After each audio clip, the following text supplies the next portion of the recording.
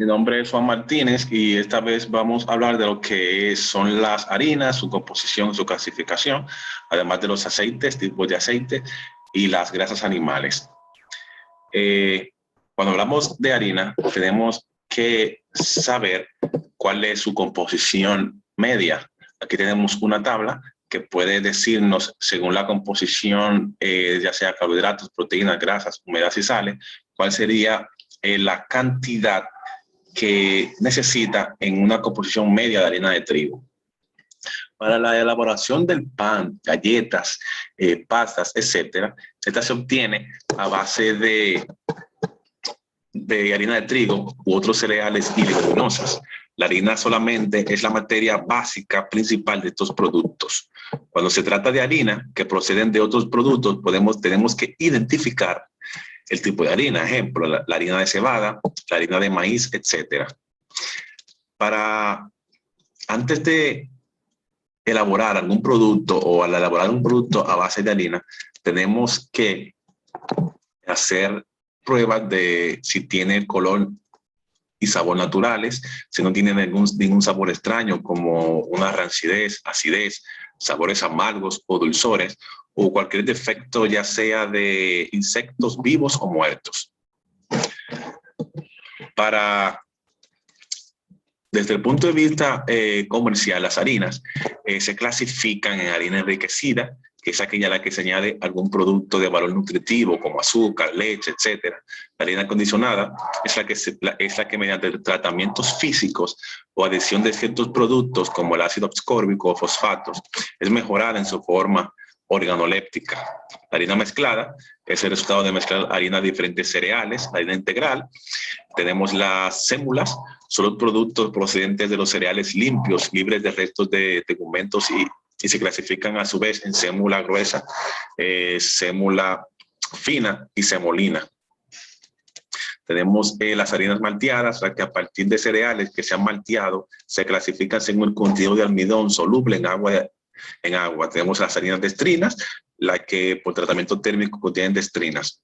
Los elementos básicos para la elaboración del pan, aparte de las harinas, tenemos la sal, el agua, la levadura.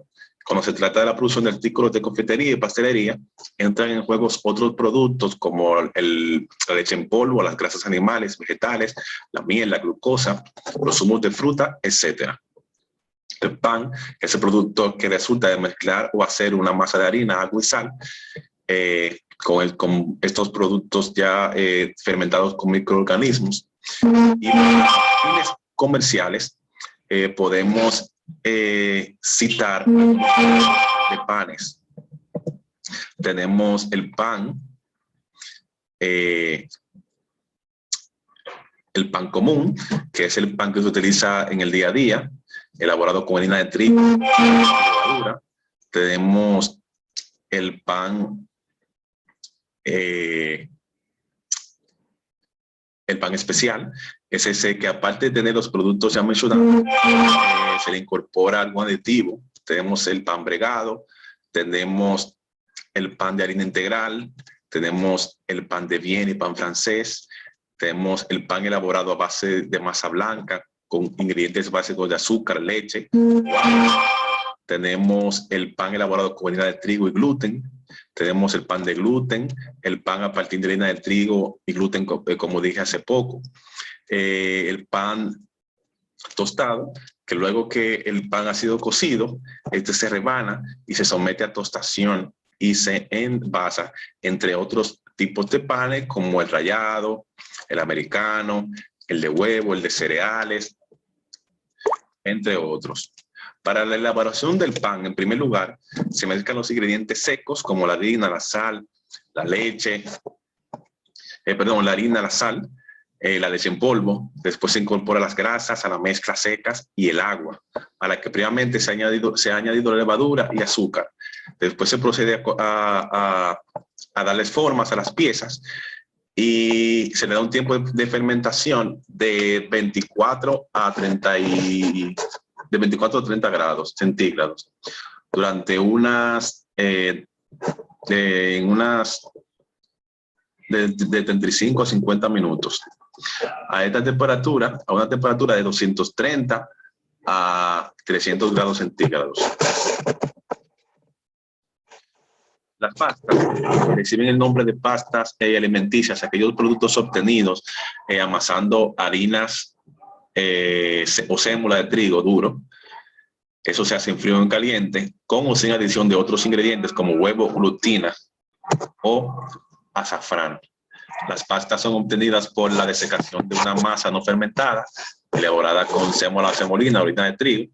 Las pastas se clasifican de acuerdo a su forma, composición y productos obtenidos. De acuerdo a esta, tenemos las pastas simples, tenemos las pastas compuestas, a las que se incorporan en su elaboración algún ingrediente adicional, como huevo, levadura, etcétera. Las pastas rellenas, las pastas frescas, las pastas que han cortadas, las pastas laminadas, las pastas al gluten, las pastas, esas son las que son enriquecidas con algún producto, ya sea espinaca, ese tipo de cosas. Vamos a proceder a lo que son las galletas, su elaboración y tipos. Las galletas son productos alimenticios elaborados con una mezcla de harinas, grasas y agua, además de huevo, azúcar y especias.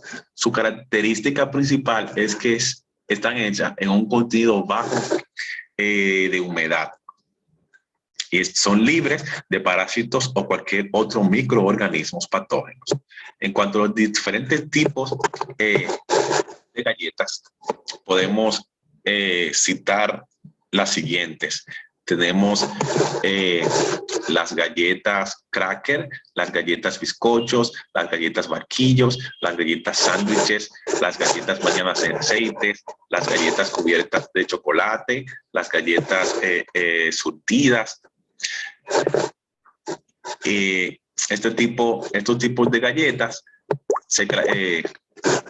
se clasifican o se llaman así de acuerdo a que si tienen algún relleno, como las galletas sándwich, que se hacen tradicionalmente de dos galletas con algún relleno comestible. Tenemos las galletas blandas y duras. Estas se clasifican entre los grupos obtenidos a base de masas compuestas de azúcares, grasas y otros productos alimenticios. Y esta se le adiciona la harina horneando la masa moldeada seguidamente para impedir el desarrollo del gluten. Tenemos las famosas galletas cubiertas de chocolates, que son las que en lo personal a mí más me gustan. Vamos a pasar a lo que son los aceites. Los aceites y las grasas son una parte muy importante en la alimentación de los seres humanos. Empecemos con el aceite de oliva. Este es un producto de fruto del olivo. A nivel comercial podemos distinguir diferentes tipos de aceite de oliva. Virgen, el virgen es el obtenido del procedimiento mecánico donde se produce alteración del aceite o algún tratamiento. El aceite de oliva refinado, que es el obtenido del fruto del olivo mediante una técnica que no modifica la estructura glicerídica. El aceite de oliva puro está constituido por una mezcla de aceite virgen que se obtiene de oliva refinado con un sabor defectuoso o de acidez al 3%, porque no se considera como estable. Las características para que el aceite tenga calidad tienen que ser con un olor y sabor, aspecto, color, acidez, humedad y pureza dentro de los parámetros establecidos. Para eso se hacen pruebas de cromatografía, se hacen pruebas de índice de yodo, se hacen índice de refracción, porcentaje en peso, entre otras pruebas, a los cuales su contenido, un ejemplo, en la extracción del aceite de oliva normalmente tiene un rendimiento del 18 al 24%, siendo eso en la extracción, tiene un rendimiento del 18 al 24%, ya siendo el 80% restante lo que llamamos orujo y alpachines. La extracción se divide lo que es el hueso de la aceituna. Esto se decompone en pedazos de hueso, agua de vegetación, piel exterior de aceitunas y trozos de pulpa, en donde están contenido el aceite. Esto se pone en batidoras, la masa se bombea en prensas por fuerza centrífuga. Entonces, en lo que se separa al hacer estos procesos, se separa, como dije anteriormente, el orujo y el alpachín. El alpachín está constituido principalmente por agua de vegetación muy diluida, debido a que la masa, al sacar la masa del fruto, generalmente el orujo se transporta en camiones, y para que se elimine, bueno, o sea, se elimina lo que es la humedad de ese orujo, se pone en secaderos para que pueda extraerse o pueda deshidratarse toda la humedad de este subproducto o de este desecho del olivo. Tenemos otros tipos de aceites que no podemos dejar de mencionar, que son los aceites de semillas de oleaginosas. Podemos citar algunos como el refinado de soya, el de cacahuate, el de girasol, el de germen de maíz, el de cártamo, el de pepita de uva, el de semilla, bueno, entre otros. Para la elaboración de los aceites de semillas de oleaginosas, tenemos que hacer unas pruebas también con características de calidad, el olor, el aspecto, el color, la acidez, la pureza. En esta prueba tenemos que calcular el índice de saponificación, el índice de yodo, determinar por cromatografía los esteroles, también que estén libres de parásitos y microorganismos patógenos y de toxinas, además de no tener residuos metálicos. Para las oleaginosas existen dos tipos de extracción: la extracción mecánica y por disolventes. Lo primero que se hace es limpiar las oleaginosas, se descascaran previamente, después son troceadas y molidas, después se pasa a lo que es la extracción mecánica. La parte del desecho que no se obtuvo por esa extracción mecánica, la cantidad total del aceite, se pasa a hacer lo que es la extracción por disolventes. Hablemos de lo que es las grasas de origen animal. Las grasas de origen animal son elaboradas, comprenden la manteca de cerdo obtenida mediante la fusión de grasa de cerdo en bruto y el sebo obtenido de la grasa en bruto de otras especies animales.